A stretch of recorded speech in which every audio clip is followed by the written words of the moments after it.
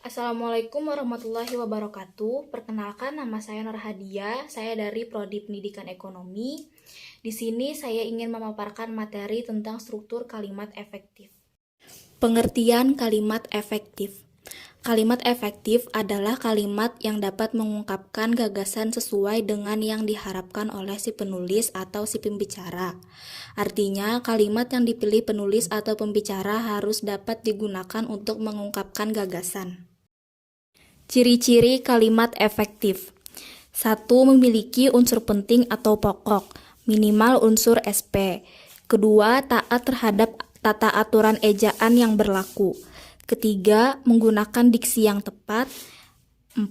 Menggunakan kesepadanan antara struktur bahasa dan jalan pikiran yang logis dan sistematis. Kelima, menggunakan kesejajaran bentuk bahasa yang dipakai. 6. Melakukan penekanan ide pokok. 7. Mengacu pada kehematan penggunaan kata. Kedelapan, menggunakan variasi struktur kalimat. Selanjutnya, penggunaan kalimat efektif.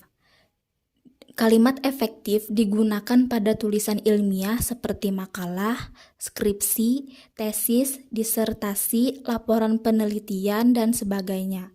Kalimat efektif berbeda dengan kalimat yang dipakai oleh para sastrawan atau wartawan. Syarat-syarat kalimat efektif. Yang pertama, kelogisan. Kalimat pasif dan aktif harus jelas, subjek dan keterangan harus jelas, pengantar kalimat dan predikat harus jelas, induk kalimat dan anak kalimat harus jelas, subjek tidak ganda dan predikat tidak didahului kata yang. Kedua, keparalelan. Predikat kalimat majemuk setara rapatan harus paralel. Artinya, jika kata kerja harus kata kerja semuanya.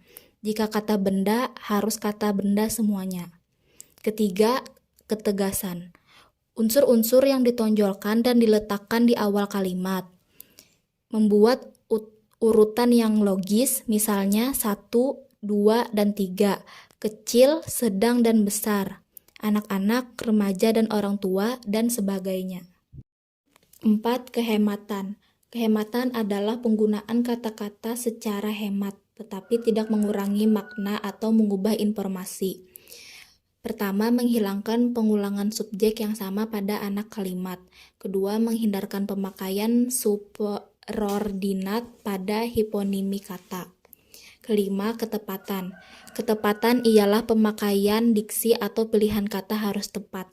Yang pertama, pemakaian kata harus tepat. Kedua, berpasangan harus sesuai. Ketiga, menghindari peniadaan preposisi. Keenam, kecermatan.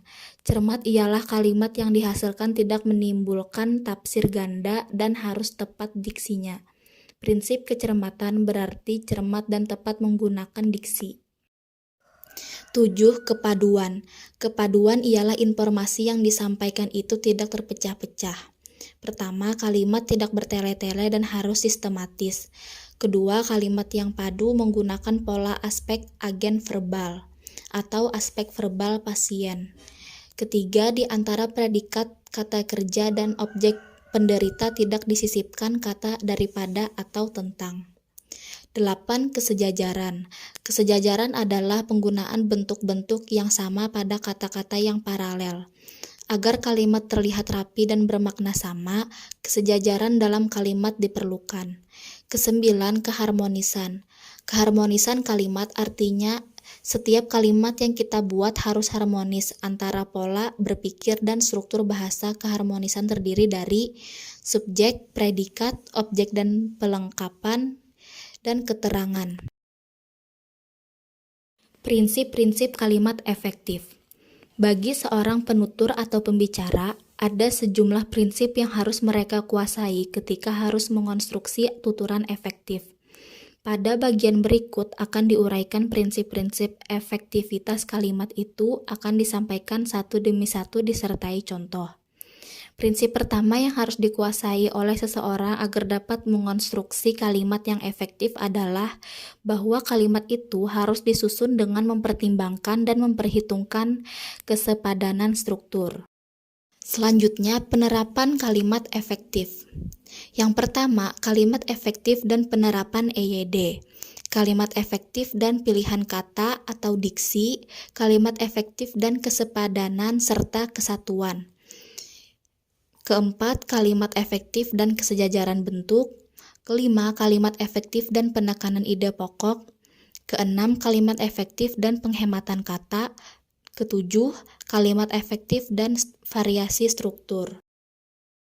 Sekian penuturan struktur kalimat efektif dari saya. Terima kasih.